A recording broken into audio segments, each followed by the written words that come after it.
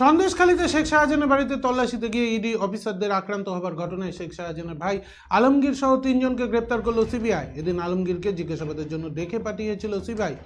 12টা নাগাদ তারা নিজাম প্যালেসে সিবিআই হেফাজতে আসে।